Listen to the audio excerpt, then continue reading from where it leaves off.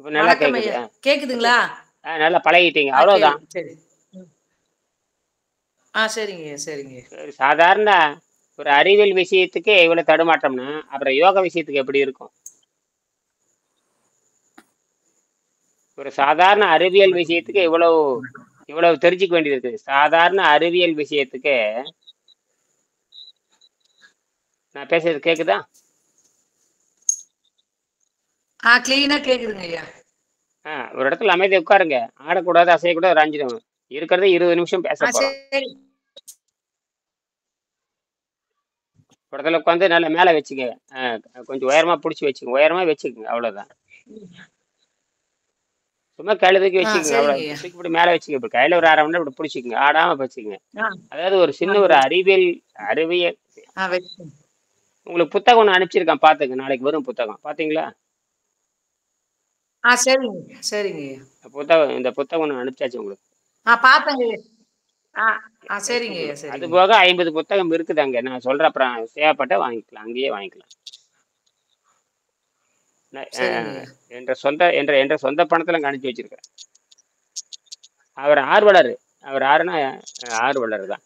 சரி, அதாவது ஒரு சின்ன அறிவியல், ஒரு சின்ன ஒரு இதை சரி பண்றதுக்கே நீங்க எவ்வளவு போராடி இருக்கீங்க. இதுல இருக்கிற ஒரு சின்ன மாற்றத்தை செய்யறதுக்கே ஒரு பொத்தான அனுப்ப தெரியலன்னா அப்புறம் ஆமாங்க உடலை ஐயா. பத்தி என்ன தெரியும் உங்களுக்கு? இந்த மாதிரி தான் எல்லாரும் இருக்காங்க. ஒரு சாதாரண அறிவியல் கருவி இத்தனை பர்சன்ட் நம்ம கூட இருக்குது. அதுல ஒரு சின்ன டெக்னிக், அவ்வளவுதான். அப்படின்னா உடம்பை பத்தி தெரியும்னா இன்னும் பாடுபடணுங்க ஐயா. கரகரன்னு இருக்கு. அவங்களது அந்த அம்மாவோட மகேஸ்வரி அம்மாவோட மியூட் பண்ணிட்டா கரெக்டா இருக்கும். பேசும்போது மட்டும் மியூட் ஆன் பண்ணிடுங்க. பண்ணிக்கலாம். மியூட் பண்ணிட்டு வேணும்னா கேளுங்க.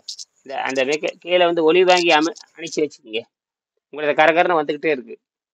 இங்க பக்கத்துல சத்து மருந்த பாருங்க. கேள்வி கேட்கறப்ப கேள்வி பண்ணிட்டு மறுபடியும் இது பண்ணுங்க.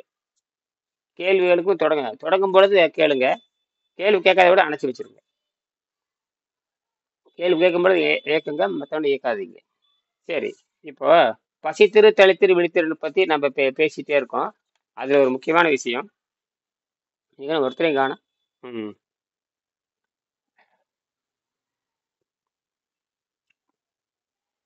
பசித்திரு தளித்திரு, அது 201 பக்கம். கீழ்கண்ட வழிகள் முயற்சிக்கலாம். பசித்திருனா என்ன? அதான் விஷயமே.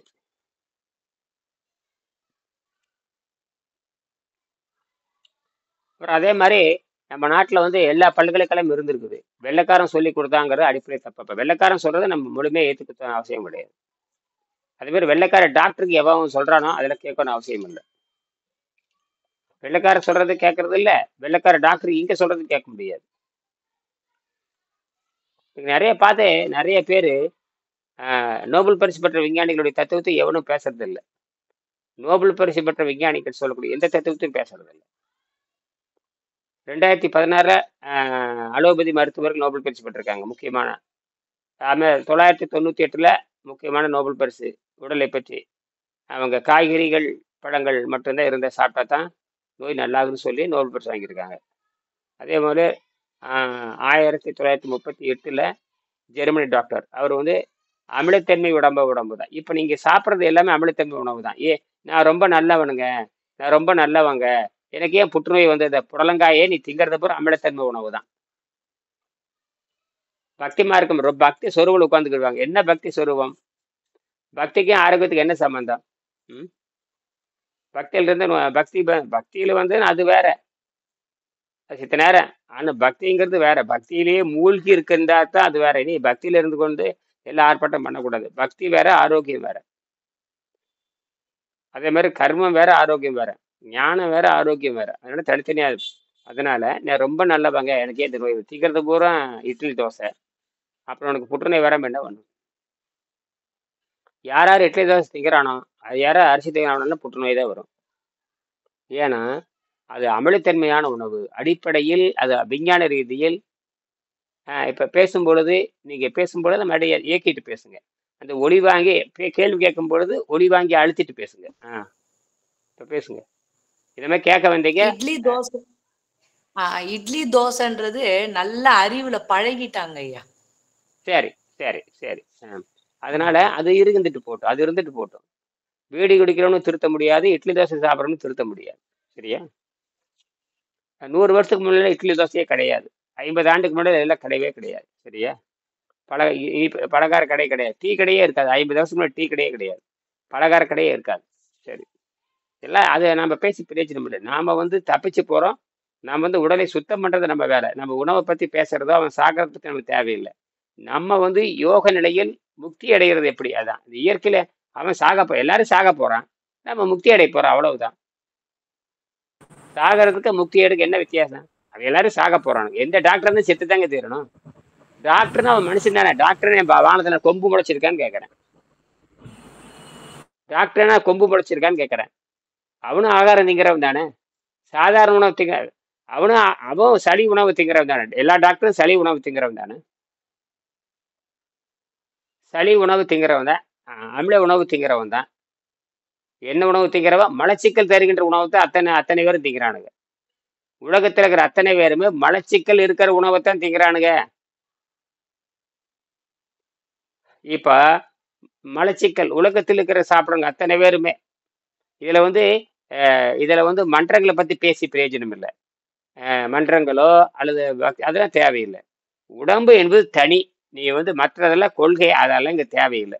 உடம்பு நீ என்ன சொன்னாலும் உடம்பு தனி. அது இயற்கைக்கு சொந்தம். இயற்கை சட்டத்தை புரிஞ்சிக்காம நீ எங்க போனாலும் தப்பிக்க முடியும். உடம்பு என்பது தனி. உடம்பு என்பது தனி. எதையோடு சேர்த்தக்கூடாது. ஏதாவது உடம்பு என்பது தனி, இனப்பெருக்கம் என்பது தனி. இதை வந்து எந்த தத்துவத்தோடையும் பிணைச்சு பேசக்கூடாது.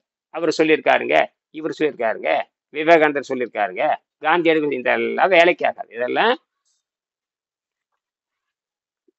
ராஜாஜி சொல்லிட்டாரு, வினோபா சொல்லிட்டாரு, விவேகானந்தர் சொல்லிட்டாரு, வள்ளலார் சொல்லிட்டாரு. இதெல்லாம் ஓரமா வச்சுட்டு உன்ற சொந்த மூளை என்ன சொல்லுதுன்னு கேட்கணும். என்னது? உன்ற சொந்த மூளை என்ன சொல்லுது, அவர்கள் என்ன சொல்றாங்க, அவர்கள் சொல்வதையும் கேட்டுட்டு ஒன்ற மூளை என்ன சொல்லுது, ஒன்ற மனசு என்ன சொல்லுன்னு முடிவெடுக்கணும். இங்கதான் வள்ளுவர் இங்கதான் திருவள்ளுவர் வர்றார். எப்பொருள் யார் எவரை கேட்பினும் அப்பொருள் மெய்ப்பொருள் காண்பது அறிவு. பிறர் சொல்வதை கேட்க வேண்டும். அப்ப யாரு சொன்னாலும் கேட்கணும். யார் சொன்னாலும் கேட்கணும். நீ இவன் சொல்றதான் கேட்கன்னு கேட்டது போய் சேர வேண்டியது. முதல் ஒரு மனிதன் தனக்கு முக்தி நிலையை வந்து ஆகாரத்திற்கும் ஆரோக்கியத்துக்கும் எவன் தொடர்பில்லைன்னு சொல்றானோ அவன் தான் முக்தி நிலையை பத்தி பேசுறதுக்கு யோகிதை இருக்கு. என்னது? எவன் நீர் மருத்துவ இப்ப உணவு கட்டுப்பாடு என்பது வேறு, நீரை மருந்தாக அருந்தி ஒரு உணவை சாப்பிட்றது என்பது வேறு. உணவு கட்டுப்பாடே தேவையில்லை. நீரை மருந்தாக அருந்தி பசியை அமைதிப்படுத்திட்டே போகணும். உணவு நீங்க சைவ உணவு எதுவும் சாப்பிட்டு போகலாம். அதுக்காக நிறைய மாங்காய் தான் சாப்பிடணும், தேங்காய் தான் சாப்பிட அவசியம் கிடையாது. ஏதாவது ஒரு சைவ உணவை சாப்பிட்டு மலச்சிக்கல் இல்லாத மாதிரி பார்த்து கொள்ள வேண்டும். ரொம்ப எளிமை. சரியா? அதனாலதான் நம்ம என்ன பண்றோம், 201 பக்கம் பாடத்திட்டம் சிலபஸ் என்பது ஒரு குருகுல ஆசிரியருக்கும் அவருடைய ஒவ்வொரு மாணவருக்கும் ஏற்படும் தனிப்பட்ட. அதனால நான் கடுமையான விதிகள் போடுறேன். யாரும் இணைகிட்ட கெஞ்ச முடியாது. ஏன்னா இந்த புத்தகத்தை நான் பாடத்திட்டம் நடத்தணும்னா இந்த புத்தகத்தை மட்டும் நடத்தணும்னா நான் கடுமையா இருந்தா தான் இந்த புத்தகத்தை மட்டும் வெற்றி அடைய முடியும். இந்த புத்தகம் என்ன சொல்லுதுன்னா கடுமையான விதிகளை போடுது. என்னது? யாருக்கும் தெரியாது. அப்படியே வாழைப்பழத்தில் ஊசி ஏத்துற மாதிரி ஏசிட்டு போய் நிறுத்தும். அதனால வந்து இதை நான் கவனிக்கணும்னா நான் சொல்ற தேதி வரைக்கும் ஒரு நாள் கூட விடாம வரணும். மாமன் வீட்டு கல்யாணம், மச்சான் வீட்டு கல்யாணம், அப்படியே நீ போயிடணும். புரியுதா? மாமன் வீட்டு கல்யாணம், மச்சான் வீட்டு கல்யாணம், அக்கா பிள்ளைக்கு மொட்டை அடிச்சு காது குத்துறேன்னு அது அப்படியே போயிடணும். நீ இங்க என்ன வெங்காயத்துக்கு வரேன்னு கேட்பேன். அதெல்லாம் இந்த பயிற்சி முடிகிற வரைக்கும் எதுவும் இருக்கப்படாது. பயிற்சி முடிகிற வரைக்கும் எதுவும் இருக்க முடியாது. பள்ளிக்கூடம் போனீங்கன்னா பள்ளிக்கூடம் போறதுன்ற வேலை. வயிற்று வலி, தலைவலி, நீ பணம் கட்டிட்ட, அவ்வளவுதான். பணம் கட்டிட்டீங்கன்னா நான் சொல்ற தேதி வரைக்கும் எங்கும் போகக்கூடாது. அந்த எப்ப கூப்பிட்டாலும் நீ பதில் சொல்லிட்டே இருக்கணும். அப்படித்தான் இது வைத்தியம். சும்மா வைத்தியம். காலையில் கூட ஒரு நண்பர் பேசினார், யாரோ ஒருத்தர் எங்க பேசினார். நான் சொன்னேன், நான் சொல்றது நீங்க கேட்க. சக்கரை நோயை பத்தி கேட்டாரு. ஐயா எனக்கு சக்கரை நோய், அதை பத்தி கவலைப்படாது. சக்கரை நோய் இருக்கு, மீண்டும் சக்கரை நோய் வராம இருக்கணும்னா நீ என்னோட தொடர்புலயே இருக்கணும். 1 வருஷம் தொடர்பு இருக்கணும். அதுக்கப்புறம் 12 ஆண்டு சொல்றது கேட்கணும். அப்புறம் ஆலோசனை வகுப்பே 1 மாசம் நடத்துவேன். வைத்தியமே கிடையாதுன்ட்டு நான். எப்ப வைத்தியம் சொல்லுவேன்னு கேட்டீங்கன்னா, அந்த 30 நாள் ஆலோசனை வகுப்பு முடிஞ்சதுக்கு அப்புறம் நீ தகுதி உள்ளவனா, தகுதி இல்லவனா நான் முடிவெடுப்பேன். அப்புறம் தான் நீ வைத்தியத்துக்கு பணம் கட்டணும். என்னது? அப்ப 30 நாள் பொறுமையா இரு அப்படின்றான். இத்தனை வருஷம் பொறுமையா இருந்தே இல்லையா? 30 நாள் பொறுமையா இருந்ததுக்கு அப்புறம் தான் நீ வைத்தியத்துக்கு தகுதி உள்ளவனா, பொருளாதார வசதி இருக்குதா, நேரங்காலம் இருக்குதா, குடும்ப சிக்கல் இருக்குதா, கல்யாணம் காட்சி கருமாதி இளவு ஏதாவது போறியா, இதெல்லாம் கேட்டுட்டு தான் சொல்லுவேன். நான் கல்யாணத்துக்கு போகணும், கருமாதிக்கு போகணும், அப்படியே போயிடணும். இங்க வந்துடக்கூடாது. புரியுதா? ஏன்னா இது ரெக்கார்டு பண்றேன். இது ரெக்கார்டு பண்ணி இப்ப நான் போட போறேன். விளையாட்டுல எல்லாம் உலகம் போய் சேரணும். சும்மா எவனா இருந்தாலும் இங்க யாரும் பயப்படுறதுக்கு இங்க வேலை. இது கடைசி ஃபைனல். இதுதான் சங்கு ஓடுற கடைசியில கழுத்துல சுருக்கு போட்டாச்சு. நீ எவனும் தப்பிக்க முடியாது. சுருக்கு போட்டாச்சு, தப்பிக்கிறதுக்கான வழி மட்டும் தான் சொல்றேன். அதனால இந்த புத்தகம்ல கடுமையான விதிகள். ஏன்னாங்க மரணமில்லா பெருவாழ்வு வந்து எந்த வீட்டுல எங்க கொடுக்குறாங்க? மரணமில்லா பெருவாழ்வுங்கிறது எங்க என்ன கிள்ளுக்கிறியான்னு கேட்கறேன். அது புரிஞ்சுக்கிட்டா அது கிள்ளுக்கிறதான். மரணமில்லா பெருவாழ்வு என்பது அது என்ன வள்ளுவரே சொல்லிட்டார், உலகத்துல எதுவும் அதிசயம் இல்லைன்ட்டார். உலகத்துல எதுவுமே உலகத்திலே அதிசயம்ங்கிறது ஒண்ணும் கிடையாதுங்கிறாரு. மதிநுட்பம் மதிநுட்பம் நூலோடு உடையார்க்கு அறிவும் வழிகாட்டுகின்ற நூலும் இருந்து விட்டால் அறிவும் வழிகாட்டுகின்ற நூலும் இருந்து விட்டால் அதிசயம் என்பது கிடையாதுன்றார். With cautious care pursue a thing, with cautious care pursue a thing, impossible there is nothing. With cautious care pursue a thing, impossible there is nothing. அதாவது எந்த ஒரு விஷயத்தையும் எந்த அரியதென்று ஆகாத ஒன்றில்லை பொச்சாவ கருவியான் போற்றி செல்கிறார் திருவள்ளுவர் சொல்லுவார். அரிய என்று ஆகாத ஒன்றில்லைங்கிறார். அரியது என்று ஆகாதது ஒன்றில்ல, முடியாது என்ற உலகத்துல ஒண்ணுமே கிடையாது. அதனுடைய தொழில்நுட்பத்தை புரிந்து கொள்ளுங்கிறார். அதனாலதான் மதிநுட்பம் நூலோடு உடையார்க்கு, மதிநுட்பம் நூலோடு, மதிநுட்பம் நூல், மதிநுட்பம் நூல். அப்ப எத்தனை வருது இந்த இடத்துல?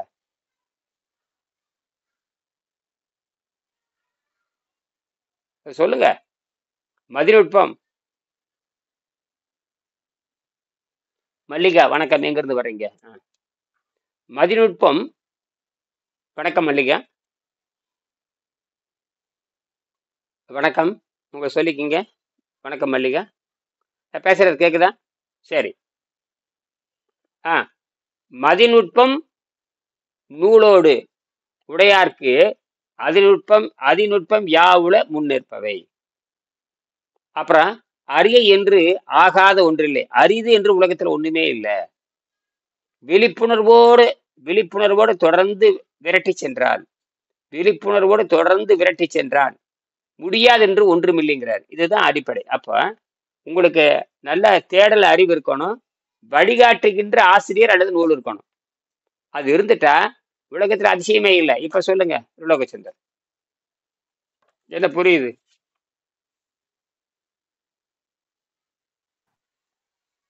அதாவது நமக்கு வந்து அறிவு மட்டும் இருக்கு, எப்படி சொல்றது, அந்த நூல் மட்டும் இருக்கக்கூடாது, ஆசிரியரும் தேவை அப்படின்றத எனக்கு புரியுது. நூல் இருக்கலாம், ஆனா அந்த நூலை பொருள்பட வந்து விளங்கி அந்த படி அந்த தத்துவத்தை வாழ்ந்து சத்தியமா இருக்கிற ஒருத்தர் நமக்கு வழிகாட்டினாதான் அதை நம்ம வந்து எடுத்து செய்ய முடியும். அப்படின்னா நம்ம உலகத்துல வந்து பாத்தீங்கன்னா ஏகப்பட்ட புத்தகங்கள் இருக்கும் இல்லையா, எல்லாமே சொல்லப்பட்டாச்சு இல்லையா, எல்லா கருத்துக்களுமே சொல்லப்பட்டாச்சு. ஆனா அது நம்மளுடைய பாகமா மாறணும் அப்படின்னா நமக்கு ஒரு கைடன்ஸ் வேணும் இல்லையா. எல்லாருக்குமே படிச்சுட்டா தன்னுடைய அறிவா மாறாது இல்லையா. அறிவா வேணா ஒரு ஒரு செய்தி தொகுப்பா வேணா நம்ம கிட்ட இருக்கலாம். லைப்ரரி மாதிரி புக்ஸை கலெக்ட் பண்ணி வச்சுக்கலாம். 10ஓட 11 இந்த புக்கு கூட வச்சுக்கலாம். இப்ப நம்மளுடைய குழுவிலேயே கூட நிறைய பேர் புக்கு வச்சிருக்காங்க. அது படிச்சு தன்னோட அறிவா மாத்திக்கணும்னு அவசியம் இல்லையா, அனுபவமா மாறிக்கணும்னு அவசியம் இல்லை இல்லையா. சோ ஆசிரியர் இருந்தாதான் அதை வந்து திறம்பட அதை செய்து அடுத்தடுத்த நிலைக்கு போக முடியும். அப்ப சரிதான். அப்புறம் ஏற்கனவே உனக்கு மதிநுட்பம் இருக்கணும். என்ன நுட்பம் இருக்கணும்? மதிநுட்பம் இருக்கணும். கேள்வி கேட்கும் மதிநுட்பம் இருக்கணும். மனப்பாட கல்வி வச்சுட்டு எம்டெக் படிச்சுட்டு இங்க வரக்கூடாது. எம்டெக் படிச்சுட்டு எம்பிபிஎஸ் படிச்சுட்டு எம்டி படிச்சுட்டு எம்எஸ் படிச்சுட்டு ஒரு சர்ஜன் பண்ணிட்டு மொண்டிட்டு இங்க வரக்கூடாது. சர்ஜன் பண்றவனுக்கு சக்கரை நோய் இருக்குது, ஆர்த்தோ ஸ்பெஷலிஸ்ட் பண்றதுக்கு மூட்டு வலி இருக்குது, ஆர்த்தோ ஸ்பெஷலிஸ்ட் டாக்டருக்கு மூட்டு வலி இருக்குது, டாக்டர் பொண்டாட்டிக்கு மூட்டு வலி இருக்குது. என்னது ஆர்த்தோ ஸ்பெஷலிஸ்ட்ங்கிற அவனை மொண்டிட்டு தான் தெரியுறான். சுகர் ஸ்பெஷலிஸ்ட்ங்கிற அவன் தான் கால் அழுகி போய் சாகுறான். ஹார்ட் அட்டாக் ஸ்பெஷலிஸ்ட்டுங்கிற அவன் தான் வயிற்றை பானையாட்டு வச்சிருக்கிறான். அவன் தான் அட நம்ம தான் பானையாட்டு வச்சிருக்கோம்னா அவன் நம்மளை விட பானையாட்டு வச்சிருக்கிறான். அட கருமாந்திரம் பிடிச்சது. நம்ம வாய் தான் நாத்தம் அடிக்குதுன்னா அது அவன் புன நாத்தமே அடிக்குது அவனுது.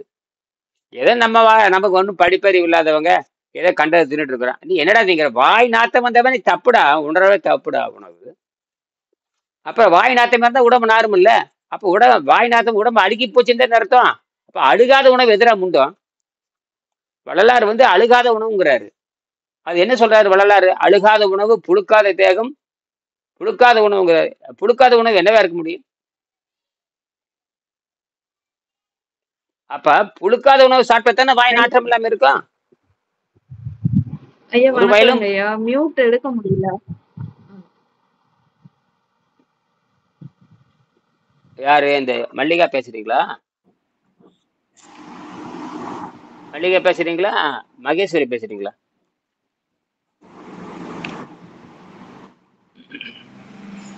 ஐயா வள்ளலார் கூறின புழுக்காத உணவு 4 தாங்கய்யா. ஒண்ணு வந்து வெள்ளக்கரிசாலை, மஞ்சள் கரிசாலை, அப்புறம் வந்து பேயன் வாழை, அப்புறம் இன்னொரு பொருள் கருணைக்கிழங்கு.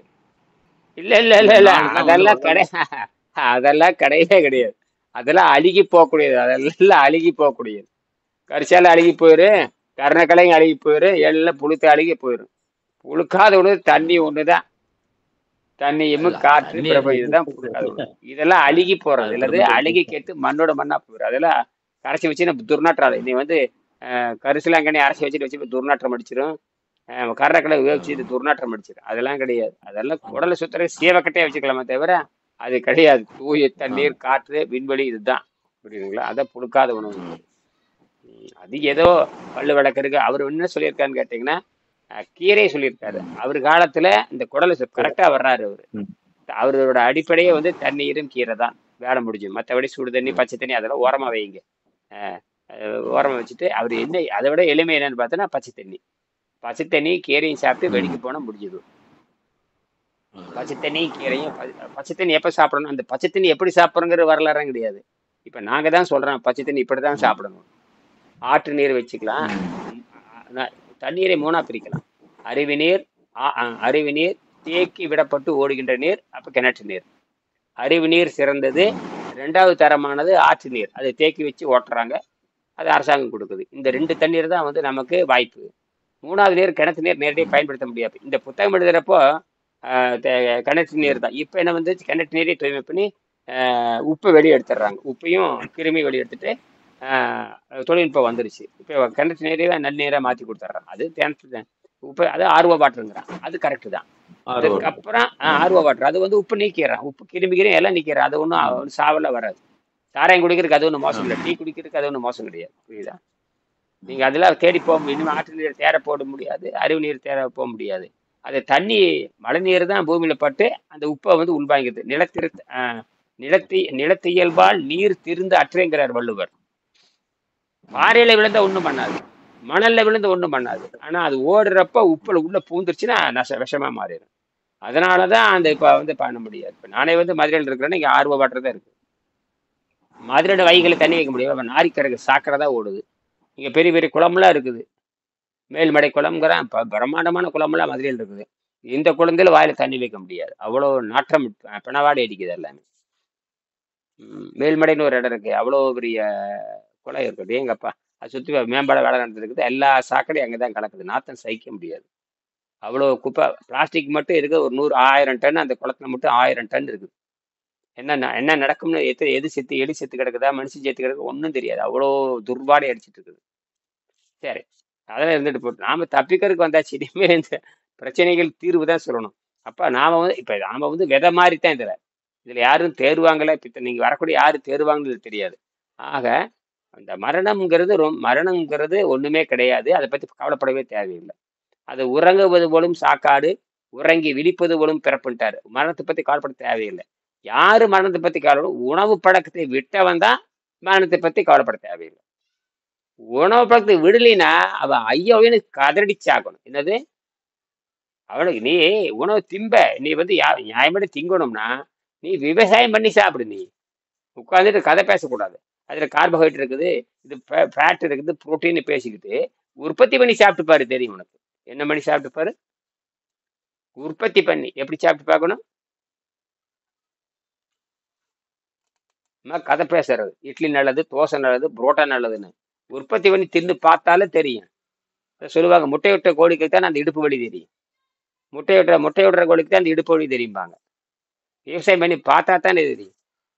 தக்காளி நல்லது, தகரட்டாப்பா நல்லது, நல்ல வேலை. எல்லாமே தப்பு. இவன் சோம்பேறிகளுக்காகவே இந்த உணவு பழக்கத்தை வச்சிருக்கிறாங்க. மனிதனை கோமாளியாக்கிறதுக்கு தான் இந்த உணவு. அது மருத்துவர்கள் பண்ற கோமாளித்தனம் இருக்குது, சொல்லவே தேவையில்லை. ஆக நமக்கு வந்து விவசாயம் தெரியாது, நமக்கு வந்து தின்னு வாழ முடியும். தின்னு வாழ மாவு சாக வேண்டியது தான். அப்போ திங்க வாழவும் முடியாது, தின்னா நோவு வந்து சேர்த்து போயிடுவான். அது ரெண்டாவது வந்து பார்த்தீங்கன்னா விவசாயம் தெரியாது. அப்புறம் மூணாவது என்ன பண்ணலான்னு கேட்டிங்கன்னா பசி தாக்கத்தை கட்டுப்படுத்துறது தான். ரைட்டா? இதில் ஏதாவது முரண்பாடு இருக்குதா உங்களுக்கு?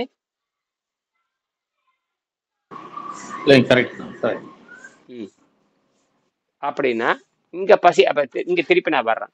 அந்த பசித்திரு தனித்திரு விழித்திரு. ஏன்னா இது வந்து எந்த பல்கலைக்கழகத்தாலும் சொல்லப்படாத பாடங்கள். முதல்ல இருந்திருக்கலாம் உலகத்துல. இந்த வெள்ளைக்காரன் பார்த்தீங்கன்னா, இந்த பிரிட்டிஷ்காரன் வெள்ளைக்காரன் ஐரோப்பிய நாட்டுல 300 ஆண்டுகளுக்கு முன்பாக பள்ளிக்கூடமே கிடையாதுங்க. 300 ஆண்டுக்கு முன்னாடி பள்ளிக்கூடம் என்னன்னா இந்த காட்டு முன்னாடிகளுக்கு தெரியாது. யாருகளுக்கு?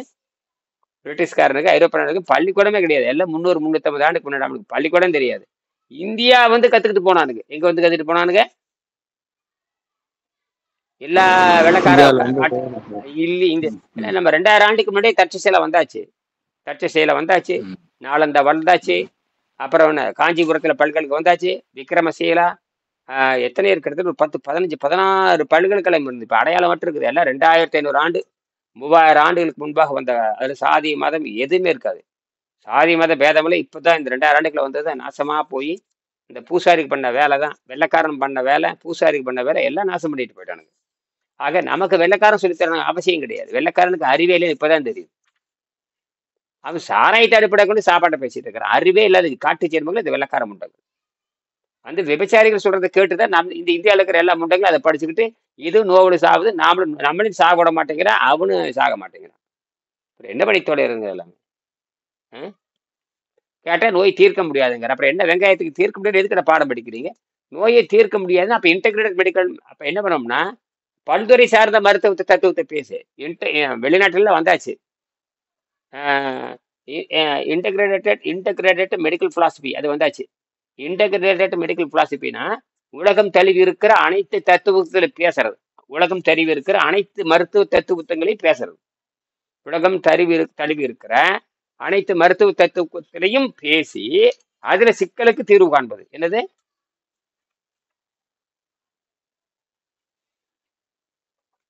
புரியுதா?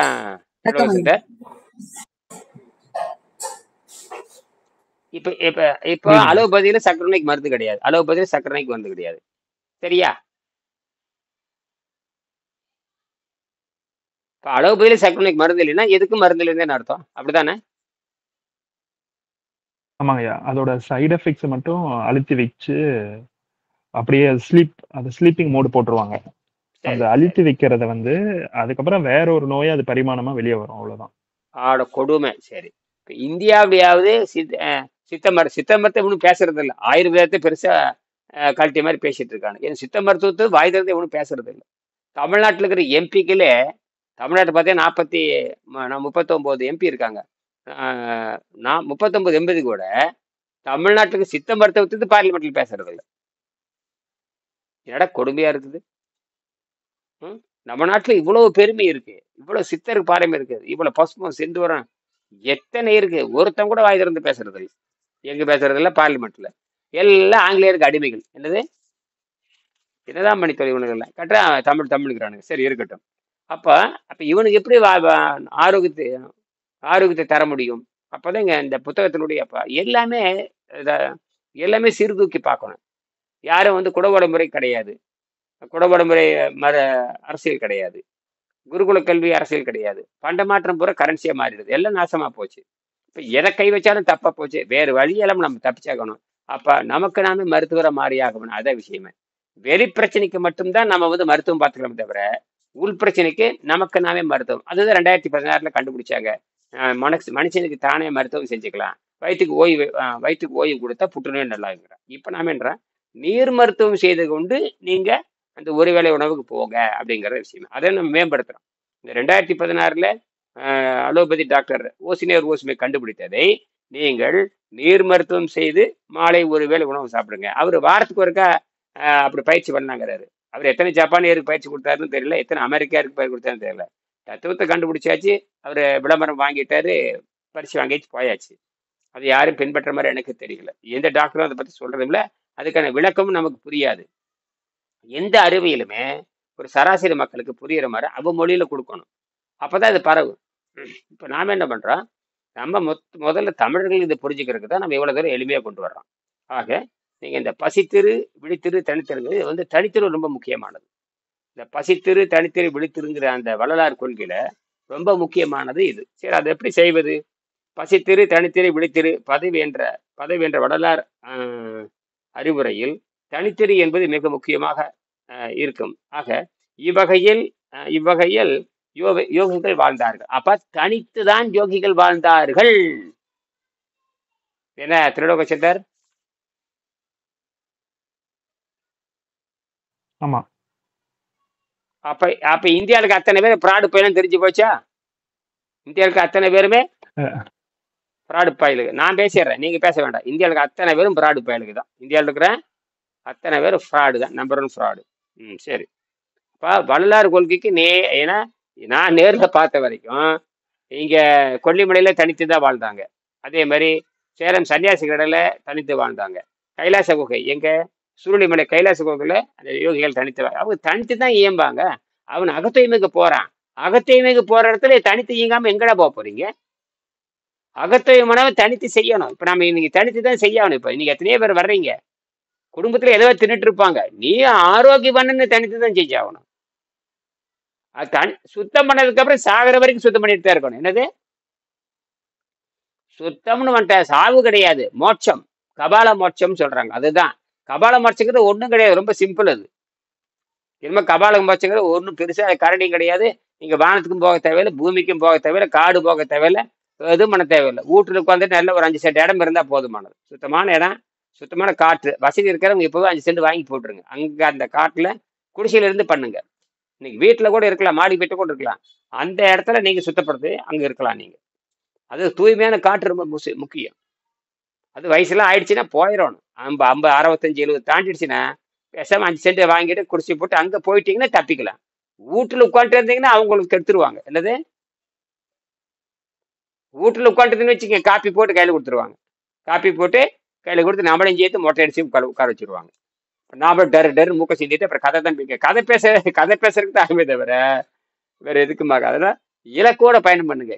அதாவது முடிவு பண்ணிடணும். நமக்கு வந்து நம்ம குழந்தை வந்து தலைச்சம்புள்ளி ஆயிடுச்சா, கல்யாணம் பண்ணிட்டாங்களா, கல்யாணம் பண்ணியாச்சு, உடனே விட்டு கிளம்பிடணும். எங்க கிளம்பிடணும்? விட்டு கிளம்பினீங்கன்னா தப்பிப்பேங்க. இல்லாட்டி சாவை கொண்டு எடுத்துருவங்க. என்னது பிரச்சனை வந்து கொண்டு போடு. அவன் பொறுப்புல விட்டுறணும். தலைச்சம்புள்ளிட்டு பொறுப்பு விட்டு காசுக்கு பணம் எல்லாம் கொடுத்து போட்டு கோமனை தாண்டியே வெளியே போயிடணும். ஏன்னா உனக்கு தான் பசி தாக்கத்தை கட்டுப்படுத்துற சக்தி கொடுத்துட்டு இருக்கோம்ல. நீ சாமியார் ஆயிர, நீ வந்து உண்மையாலுமே ஒரு யோகியா மாறிடுற. பசி தாக்கத்தை கட்டுப்படுத்துற. உணவுங்கிறது ஒரு பிடி அவள் இருந்தா போதுமானது. அதை வாங்கி வச்சுட்டா அவள் கூட தேவையில்லை. இருந்தாலும் சொல்ற, வாங்கி வச்சுட்டு தடுத்து தாளாம எங்களாமே எங்கேயும் போகுது. எல்லாத்தையும் பார்த்தாச்சு இல்ல. 60 வயசுக்குள்ள எல்லாம் கல்யாணம் காட்சி கருமாதி 1000 கல்யாணம் பார்த்திருப்ப, 1000 இளவு பார்த்திருப்ப, 1000 வீடு பார்த்திருப்ப, 1000 புதுசு பார்த்திருப்ப, 1000 சிறுசு பார்த்திருப்ப, எல்லாம் பார்த்தாச்சு இல்ல. அதுக்கப்புறம் நின்று அமெரிக்கா லண்டன் போக போறியான்னு கேட்கறேன். அவனே நாரிட்டு கிடக்குறான். அதனால எங்கேயும் போக முடியாது. அதெல்லாம் இருக்கும் இடத்தில் இருந்து கொண்டு எல்லாத்தையும் பெற்றுக்கொள்ள வேண்டும். இருக்கும் இடத்தை விட்டு இல்லாத இடம் தேடி அடைகின்ற ஞான பெண்ணை. ஒரு பாட்டு வரும், இருக்கும் இடத்தை விட்டு இல்லாத இடம் தேடி அடைகின்ற ஞான பெண்ணை. அது ஒரு சீர்காழி பாட்டுன்னு நினைக்கிறேன். அந்த மாதிரி பசித்திரு விழித்திரு தனித்திரு என்ற வள்ளலார் அறிவுரையில் தனித்திரு என்பது மிக முக்கியம். இதனால யோகிகள் தனித்து வாழ்ந்தார்கள். யோகிகள் சரி சரி இது எப்படி பண்ணலாம்? அதிகாலையில் எழுந்தவுடன் காலை கடன்களை முடித்து விட்டு, இப்ப நாம வந்து உடம்பு சுத்தப்படுத்துறோம். இப்ப நான் தனிமையா இருக்கிறேன். எங்க வீட்டுங்க 10 பேர் இருக்காங்க. அது பாட்டு இருந்துட்டு போட்டு நான் என் உடம்பை சுத்தப்படுத்தி என்னுடைய உடம்பை என்னுடைய ஆன்மாவுக்கும் என்னுடைய மனதிற்கும் என் உடலுக்காக என்னை நான் காப்பாற்றிக் கொள்கிறேன். எனக்கு காலு எனக்கு என்ன காலுக்கு என்ன செருப்புன்னு நான் முடிவு பண்றேன். தலைக்கு என்ன தொப்பின்னு நான் முடிவு பண்றேன். தலைக்கு என்ன சட்டை போட நான் முடிவு பண்றேன். இடுப்புல வேட்டி கட்டுற நான், எனக்கு எல்லாமே நான் முடிவு பண்றப்போ என்னுடைய ஆரோக்கியத்தை அடுத்தவங்க எப்படி முடிவு பண்ண முடியும்?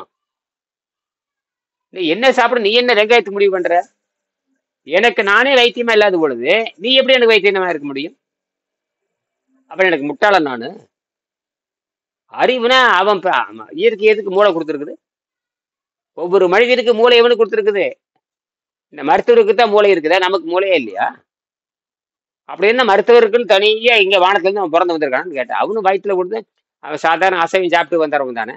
அவனுக்கு எப்படி அந்த அறிவு வந்ததுன்னா பொய் சொல்றான். வெள்ளைக்காரன் சொல்றது போல பொய் சொல்றான். அப்படின்னா நமக்கு முட்டை, நம்மளெல்லாம் முட்டை. வெள்ளைக்காரன் நம்மளை முட்டாள் நினைச்சுட்டான். வெள்ளைக்காரன் போனதுக்கப்புறம் இந்தியாவில் இருக்கிற அரசியல்வாதிகள் பூரா இங்க இருக்கிற சூழ்ச்சிக்காரன் பூரா நம்மளை முட்டாளாக்கி விட்டானுங்க. அதாவது வெள்ளைக்காரன் சிறந்தவன் சொல்லி சொல்லி சொல்லி சொல்லி சொல்லி சொல்லியே நம்மளை என்ன ஆகிட்டானுங்க? 200 வருஷமா முட்டாளாக்கி வச்சிருக்கானுங்க. அறிவுட்ட முட்டாங்க. நமக்கு நாம அத்தனை கண்டுபிடிச்சு வச்சிருக்கிறோம். சித்த மருத்துவத்தை கண்டுபிடிச்சிருக்கிறான், சிற்பக்கலை கண்டுபிடிச்சிருக்கிறான், 64 கலைகளை கண்டுபிடிச்சிருக்கிறான், யோக கலைகளை கண்டுபிடிச்சிருக்கிறான், அட்டமா சித்துக்களை கண்டுபிடிச்சிருக்கிறான், ரசவாதை கண்டுபிடிச்சிருக்கிறான், பஸ்மங்களை கண்டுபிடிச்சிருக்கிறான், செந்தூர்களை கண்டுபிடிச்சிருக்கான், சுண்ணங்களை கண்டுபிடிச்சிருக்கிறான், கட்டுமானத்தை கண்டுபிடிச்சிருக்கிறான், இசை நாடகம், எத்தனை கலைகள்! அடேங்க அப்பா! பாரதிதான் சொல்லுவார், எத்தனை கலைகள் இந்த நாட்டில் இருக்குது. அத்தனை கலைகள் கத்துக்கிட்டு கடைசியில தமிழர்களுக்கு அறிவே இல்லைங்கிற மாதிரி ஒரு கூட்டம் பேசிட்டு இருக்குது, காட்டு மிராட்டி கூட்டங்கள். இது இப்படித்தான் இருக்கும். நீங்க தான் என்ன பண்ண உணர்ந்து கொள்ள வேண்டும். எல்லாம் பொய் பேசுற கூட்டம் எல்லாமே. வயிறு வளர்க்கறதுக்காகவே ஒருத்தனை மட்டம் தட்டுறது, உற்பத்தி பண்றவன மட்டம் தட்டுறது, ஒழுக்கமா இருக்கணும் மட்டம் தட்டுறது, எளிமையா இருக்கணும் மட்டம் தட்டுறது, புகழுக்கு ஒருத்தன் போயிட்டானா அவனை மட்டம் தட்டுறது, இப்படி எல்லாம். சரி, காலை எழுந்தவுடன் காலை கடனை முடித்து விட்டு ஒரே ஒரு அச்சு வெள்ளத்தை மென்று விழுங்கிய பிறகு தண்ணீர் குடிக்கவும். இது இரவில் தொண்டைக்கு கீழே படிந்திருக்கிற விஷத்தை கீழே இறக்க உதவும். அதாவது காலை கடனை முடிச்சிட்டது, ஒரு அச்சு வெள்ளத்தை மென்று சாப்பிட்றீங்க, அது இரவு இரவு விஷம் படிச்சிருக்கும் இல்லையா, அதை வந்து தொண்டைக்கு கீழே இறக்குவதற்கு அச்சு வெள்ளம் பயன்படும். 2வது விஷயம், பட்டினி இருக்கும் பொழுது உணவு பாதையில் படியும் விஷங்களை கீழே இறக்க சில பேரிச்சங்களை சாப்பிடலாம். 2வது, பட்டினி இருக்கும் பொழுது, அதாவது முதல்ல வந்து அச்சு வெள்ளம் சாப்பிட்டு முடிச்சிடுறீங்க, அது வந்து தொண்டைக்கு கீழே வந்து விஷத்தை இறக்கிட்டு கீழே போயிடும். அதுக்கப்புறம் மறுபடியும் பட்டினி தொடங்குறீங்க, நீர் பயிற்சி தொடங்குறீங்க, அப்ப என்னம்னா விஷம் வந்து படிச்சுட்டே இருக்கு. அந்த விஷத்தை இறக்குறதுக்கு சில பேரிச்சங்களை சாப்பிட்டு விஷத்தை கீழே இறக்கி விட வேண்டும். சரியா? உண்டு தண்ணீர் குடிக்கும். ஒரு 6 மணிக்கு அச்சு வேலை சாப்பிட்டேன்னு வச்சுக்குவோமே, சாப்பிட்டதுக்கு அப்புறம் தண்ணி மருந்து மாதிரி அறுந்துட்டே வர்றீங்க, அப்படியே பட்டினி போட்டுறீங்க, நீர் பட்டினி, நீரை கொடுத்து பட்டினி போடுறீங்க. ஒரு 10 மணி வருதுன்னு வச்சுக்கோங்களேன், அப்ப சில பேரிச்சங்களை சாப்பிட்டு சில பேரிச்சம் கடிகளை சாப்பிட்டு என்ன பண்றீங்க? அந்த விஷத்தை கீழே இறக்கி விட வேண்டும். சரியா? அப்புறம் உண்டு தண்ணி குடிச்சுக்கலாம். அப்புறம் 4, 3, குறைந்த உணவினால் மலச்சிக்கல் வரும். 3 முக்கியமான விஷயம். குறைந்த 202ஆம் பக்கம் எடுத்து பாருங்க, 202. குறைந்த உணவினால் மலச்சிக்கல் ஏற்படும். இதை சரி செய்ய இயற்கை எனிமா எடுத்துக்கொள்ளலாம். என்ன எடுத்துக்கொள்ளலாம்? எனிமா. அல்லது பூச்சி மருந்துகள் அடிக்கப்படாத கீரைகளை வேக வைத்து, அல்லது பூச்சி மருந்துகள் அடிக்கப்படாத கீரைகளை வேக வைத்து கொஞ்சம் உப்பும் அவளும் சேர்த்து பிசைந்து உண்டு மலச்சிக்கலை போக்கு கழுவலாம். அதை முருங்கைக்கீரை சொல்றாரு. முருங்கைக்கீரை வச்சுக்கலாம், அப்படிதான். முருங்கைக்கீரை வச்சுக்கலாம், முருங்கைக்காய் வச்சுக்கலாம், பப்பாளி காய் வச்சுக்கலாம், அதெல்லாம் வீட்டில் இருக்கிற காய். அதை எடுத்து சீவி போட்டு நல்லா வேக வச்சு கொஞ்சம் சிறிதளவு உப்பு போட்டு அவள் போட்டு நல்லா பிணைஞ்சுக்கணும். பாதிக்கு பாதி அவள் போட்டு நல்லா பிணைஞ்சு விட்டு அந்த காயை அப்படியே சாப்பிட்டோம்னா என்ன ஆயிரும்? வெளிக்கு போயிடும். உடல் இழைத்து கொண்டே வரும். உடல் என்னாகும்? இந்த கெட்டுப்போன சதையெல்லாம் அழுகிட்டே வரும், இழைத்து கொண்டே வரும், வெளியேறும். உள்ளே சேர்ந்த விஷங்கள், அந்த நோய்க்கு உண்டான காரணங்கள், எந்தெந்த நோய் இருக்கோ அந்தந்த நோய் விஷம்தான், வேற ஒன்றும் கவலைப்பட தேவையில்லை. அது பயிற்சி ஒண்ணுதான், பல 100 நோய்களுக்கும் பயிற்சி ஒண்ணுதான். உங்களுக்கு வந்து 100 நோய் இருக்கலாம், 50 நோய் இருக்கலாம், ஆனால் அது அசுத்தத்தினால் ஏற்பட்டது தான். உள்ளே இருக்கிற அந்த கொழுப்பு, உள்ளே இருக்கிற பழைய மருந்து, உள்ளே இருக்கிற தின்னு முழுங்கி ஜீரணமாகாம இருக்கிற, அப்படியே கொழுப்பாக மாறாம இருக்கிற மாவு, எல்லாமே எல்லாமே கொழுப்பா மாறுறதில்ல. சில கொழுப்பா மாறாம அப்படியே மாவு மாதிரி கிடக்கும், சில கொழுப்பா மாறி கிடக்கும், அப்புறம் அது இறுகி போய் சரியா மாறி கிடக்கும். இப்படி கொடுமையான விஷயம்லாம் உள்ள இருக்கும். அதை கரைச்சி எடுக்கணும். சரியா? அப்ப உடல் அதுதான் இழைக்கிறதுன்னு அர்த்தம். சுத்த உடல் இழைக்காது. திருப்பி சொல்லுங்க, புரியுதா மகேஸ்வரி? இருக்குங்க ஐயா. சுத்த உடல் இழைக்காது. ஐயா எப்படி சுத்த உடல் இழைக்காது. சுத்த உடல் இழைக்காதுங்க ஐயா. அவ்வளவுதான். இதுதான் விஷயம். யாருக்காவது புரியுதா? இல்ல சந்தேகம் இருக்கா இதுல? இல்லைங்க. அப்ப சுத்தமாகாத உடல் தான் இழைக்கும். அப்ப சுத்தம் அசுத்தம் அப்படி வச்சுக்கலாம். நீங்க சொல்றீங்கல்ல, சில பேர் இந்த மாதிரி கண்டெல்லாம் தின்னு போட்டு இடுப்பு வலி, கை வலி, கால் வலின்னு சொல்றாங்களா, அதெல்லாம் அசுத்த உடல்னு பேரு. புரியுதா? பட்டினியா இருக்கும் பொழுதுதான், அதாவது காலையிலேருந்து சாயங்காலம் பட்டினியா இருந்தீங்கன்னா எதிர்பார்த்தல் அதிகமா வந்துடும். அப்படிதான் விஞ்ஞானம் சொல்லுது. பசியோடு இருந்தால்தான் எதிர்பார்த்தல் வருங்கிறான். என்னது? மாட்டிக்கிட்டாங்க, எல்லாரும் மாட்டிக்கிட்டாங்க இதுல. விஞ்ஞானம் தெளிவா சொல்லுது. விஞ்ஞானம் என்ன சொல்லுது? 2016 நோபல் பரிசு பெற்ற விஞ்ஞானி சொல்றாரு, அவனை பசியோட இறாங்குது. எது? என்னோட பேரு?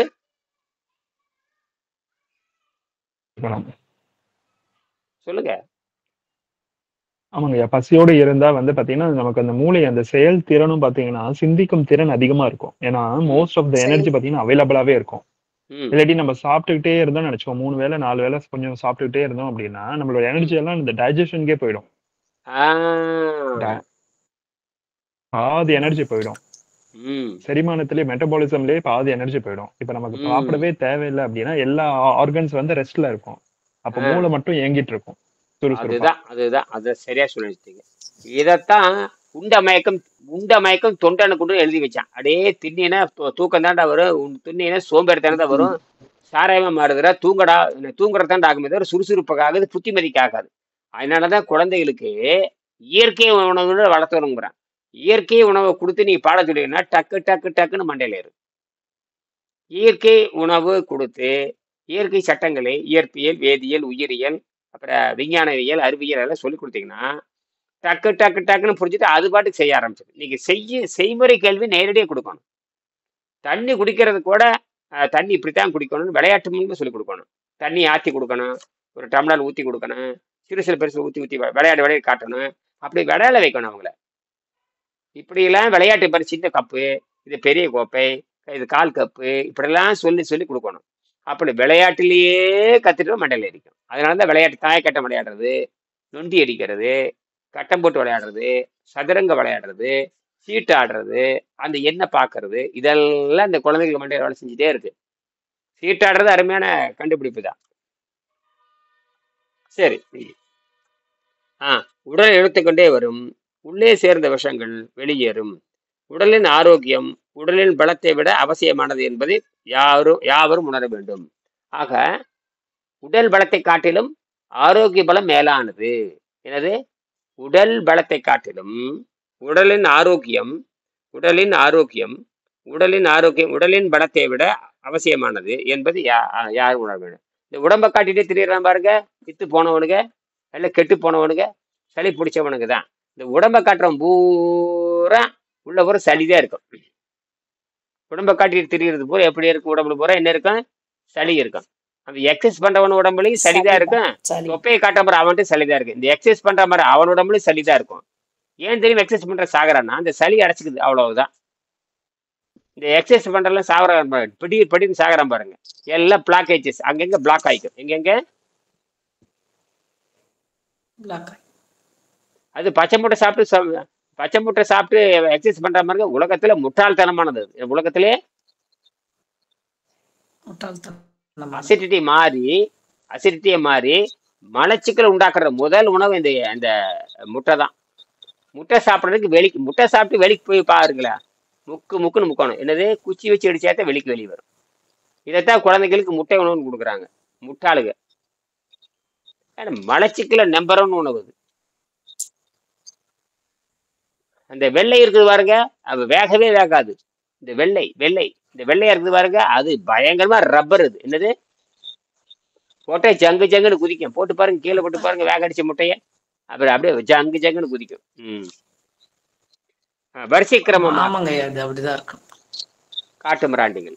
இந்த இதை சாப்பிட்டீங்க. அது முட்டை போட்டா, முட்டை புரோட்டா அப்படியே முட்டையை வந்து அப்படியே போட்டு எடுத்து அடிக்க வேண்டியது. ஒரு வாரத்துக்கு வெடிக்க வராது. 2 முட்டை போண்டா சாப்பிட்டீங்கன்னா 2 நாளைக்கு 3 நாளைக்கு வெடிக்க வராது. ஒரு வாரத்துக்கு வெடிக்க வராது. அவ்வளவு கொடூரமாக இருக்கும். இந்த பித்த நீர் வந்து அதிகமாக சுரந்து அவனை வந்து என்ன பண்ண, இந்த பித்த நீர் அதிகமாக சுரக்க ஆரம்பிக்கும். சால்மோனசிஸ் பாக்டீரியா, அக்சாலிக் ஆசிட், ஸ்டாபிலோகோசி இதெல்லாம் கன்வெர்ட் ஆகி அவனை புற்றுநோயை உறுதிப்படுத்தும். எதனை உறுதிப்படுத்தும்?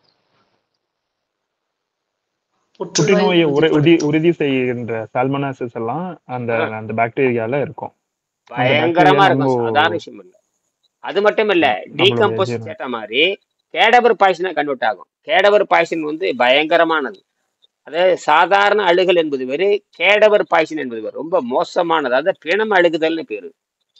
நம்ம உடம்புல வந்து டெம்பரேச்சர் அதிகம். வெளியே இருக்கிறது காட்டில் வெளியே வந்து நமக்கு வந்து டெம்பரேச்சர் இருந்ததுன்னா வயிற்றுக்குள்ள டெம்பரேச்சர் அதிகமா இருக்கும்.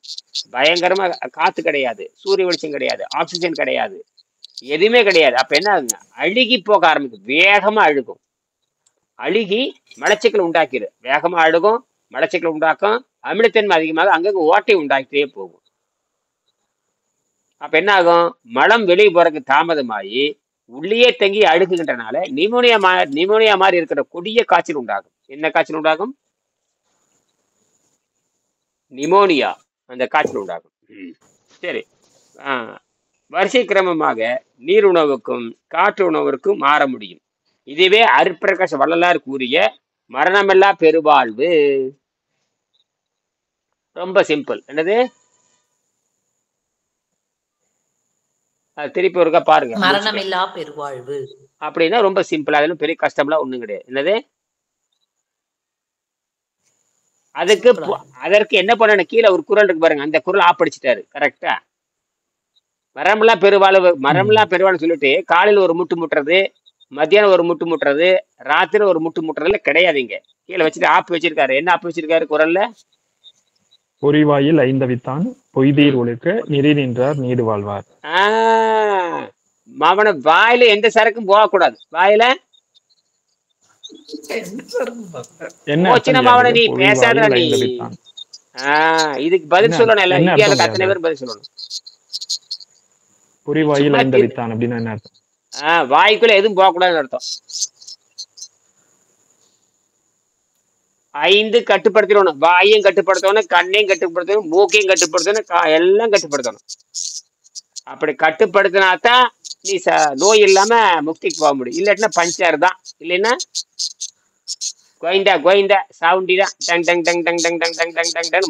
அப்புறம் மூங்கில் மோட்டார்ல தான் போகணும். எந்த மோட்டார்? மூங்கில் மோட்டார் ரெடி பண்ணிக்க வேண்டியதுதான். எந்த மோட்டாரு? மூங்கில் மோட்டார்.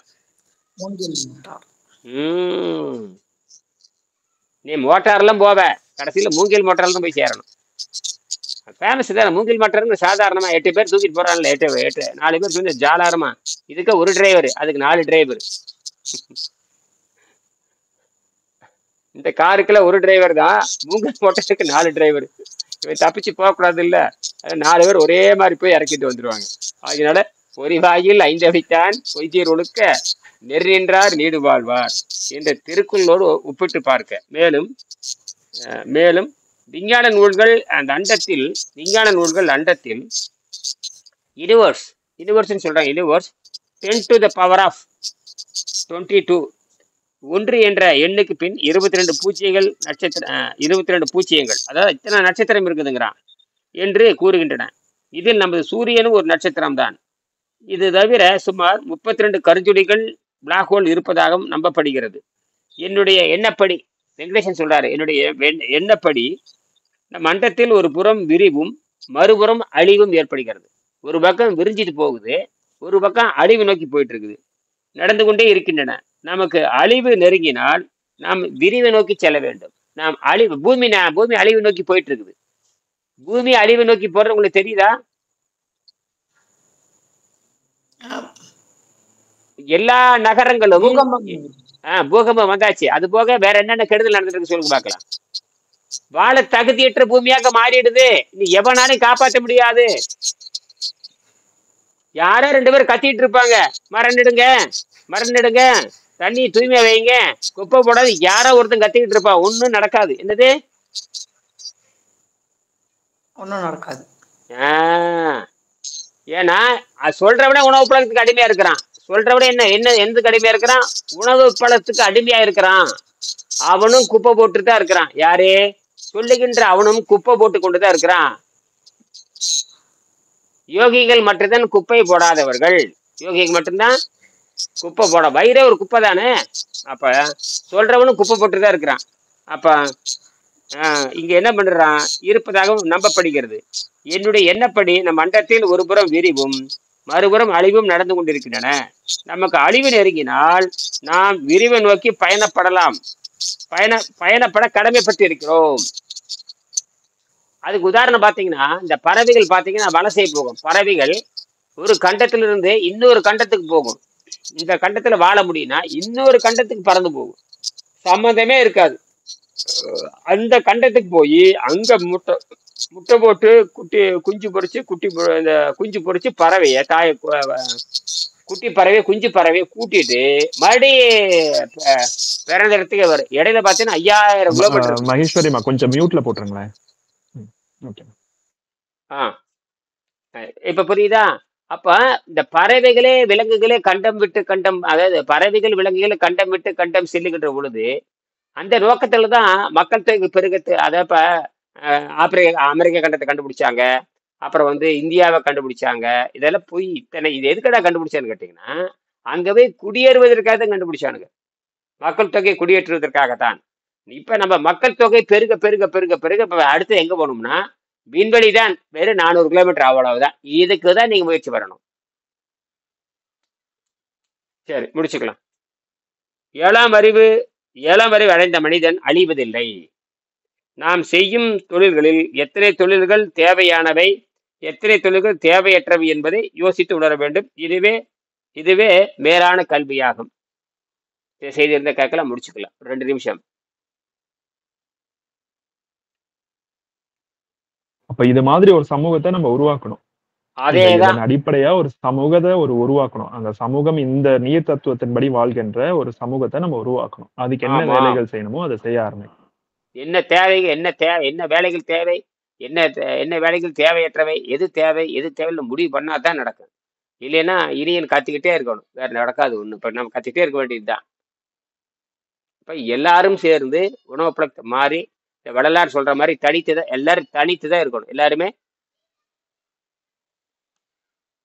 தனித்திருந்து சுத்தம் செய், தனித்திருந்து உன்னை காணும் தெய்வமே அப்படின்னு தனித்திருந்து முருகா அப்படின்னு இனிதினது ஏகாந்தம் இனிது, இனிதினது ஏகாந்தம் இனிது. அது சாதாரண விஷயம் இல்லை. இவன் இந்த வெள்ளக்கார முண்டம் கூத்தடிக்கிறத பத்தி பேசிட்டு இருப்பான். இந்த வெள்ளக்கார முண்டம் இருக்க மாதிரி இந்த விபச்சார முண்டம் அவன் கூத்தடிக்கிற பத்தி நம்ம நாட்டை கெடுத்து குட்டிச்சவராக்கி நாசம் பண்ணி அவனுக்கு ஜால்ரா போடுறவங்க, இந்த வெள்ளக்காரனுக்கு ஜால்ரா போடுறவங்க இந்தியாவில் 100 கோடி பேர் இருக்கானுங்க. திருட்டு கும்பல் எல்லாமே நாசம் பண்ற கும்பல் தான். எல்லாரும் அயோக்கியனுக்கு தான். எவன் வெள்ளக்காரனுக்கு ஜால்ரா அடிக்கிறானோ அத்தனை பேர் திருட்டு பையன், அத்தனை பேரும் அயோக்கியனுங்க. அவன் கால் பிடிச்சி அவன் தான் அறிவாளி மாதிரி இவன் நினைச்சிட்டு இருக்கிறான். அவன் விபச்சாரிங்க. அவனுக்கு குடும்பம் கிடையாது, கோட்பாடு கிடையாது, ஒரு இளவும் கிடையாது, ஒரு ஒழுக்கம் கிடையாது, ஒரு பண்பு கிடையாது. நான் குடும்பம் என்னன்னு அவனுக்கு தெரியாது. 9 திருமணம் பண்றவன் அந்த குழந்தைக்கு தகப்பனாருன்னு தெரியாது, தாயாருன்னு தெரியாது. தகப்பனாருன்னு தெரியாது, தாயாருன்னு தெரியாது. மானங்கட்ட பொழப்பு. என்ன பொழப்பு? இந்த பொழப்பு நம்மகிட்ட தேவை. அப்படி எப்படி நீ அறிவாளி ஆக்குவ? தம்மினும் தம்மக்கள் அறிவுடன் வள்ளுவர் சொல்றாரு, பிறக்கிற குழந்தை அறிவுள்ள குழந்தையா இருக்க வேண்டும், அந்த குழந்தை பெற்றோர்கள் காட்டிலும் அறிவுள்ளதாக இருக்க வேண்டும், அந்த குழந்தை சான்றோன் என புகழப்படுகின்ற அறிவுள்ள குழந்தையா இருக்க வேண்டும். நீங்க லண்டன்ல இருக்கிற குழந்தை பூரா அருவருப்பான குழந்தைங்க, எல்லாமே எல்லாம் வேற. யாருக்கும் அறிவும் கிடையாது, ஒழுக்கம் கிடையாது, பண்பும் கிடையாது. ஏதோ நாகரிகர் பேர்ல கதை விட்டுட்டு இருக்கானுங்க. நாகரிக பேர்ல துப்பாக்கி வச்சுக்கிறது, விமானம் வச்சுக்க வேண்டியது, ஜருகுருன்னு சுத்திட்டு இருக்க வேண்டியது, கூத்தடிக்க வேண்டியது, அவனை கொண்டு போய் எங்கேயும் படுத்துக்க வேண்டியது. இப்படித்தான் பார்த்தோம்னா அந்த வேற என்ன இங்கிலாந்து டயானா பார்த்தோமா இல்ல, மானங்கெட்ட பொழப்பு. என்னது? டயானாங்கிற இளவரசி மேல அவ பண்ணக்கூடிய அட்டகாசம், கொஞ்சத்தை அட்டகாசம் அவ பண்ணாவா? மானங்கட்டு மரியாதை கட்டு பாக்குறது தெரியுதா இல்லையா? இந்த லட்சணத்துல தான் அந்த குடும்பம்லாம் இருக்கு. எந்த ஒழுக்கம் பண்பு நம்மளது அப்படி இல்லை. திரும்பி பார்த்தா கண்ணை நோண்டிடுவேங்கிறான். நம்மளது ஒழுக்கம் இருக்குது, பண்பு இருக்குது, நாகரீகம் இருக்குது. அங்கே எதுவும் கிடையாது என்று கூறிக்கொண்டு நிறைவு செய்கிறேன். மீண்டும் காலை 4:30 மணிக்கு சந்திக்கலாம். சரியா? நன்றி. நன்றிங்க.